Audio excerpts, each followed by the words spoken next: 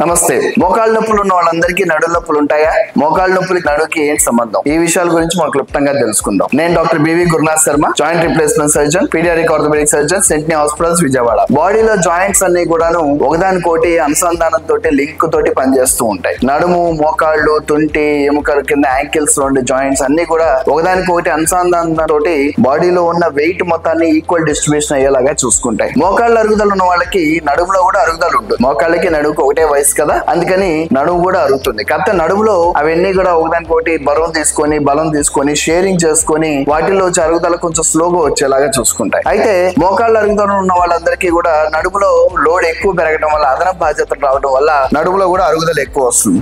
అయితే మమ్మల్ని అడిగేది, చాలా మంది అడిగే క్వశ్చన్ ఏంటంటే, మోకాళ్ళ నొప్పులు ఆపరేషన్ చేసుకుంటే నడుములో ప్రాబ్లమ్స్ తగ్గిపోతాయా అంటారు. నడుములో ఎముక ఒకదాని మీద ఒకటి అమర్చున్నప్పుడు ఫ్యాసెట్ జాయింట్స్ అని ఉంటాయి. ఆ ఫ్యాసెట్ జాయింట్స్ దగ్గర అరుగుదల వచ్చినప్పుడు వాటి పెయిన్ మాత్రం చాలా కాలం ఉండిపోతుంది. మోకాళ్ళ అరుగుదలకి నడుము నొప్పికి చాలా లింక్ ఉంటుంది. సో మోకాళ్ళ ట్రీట్మెంట్ తీసుకున్న వాళ్ళకి నడుములో ఖచ్చితంగా ఉపశమనం ఉంటుంది, కానీ పూర్తిగా నార్మల్ అయిపోతాను మాత్రం అనుకోవద్దండి. కొన్ని ఎక్సర్సైజ్లు, తగిన ట్రీట్మెంట్ తీసుకుంటే నడుము నుంచి మనం ఉపశమనం రావడానికి అవకాశం ఉంటుంది. Thank you.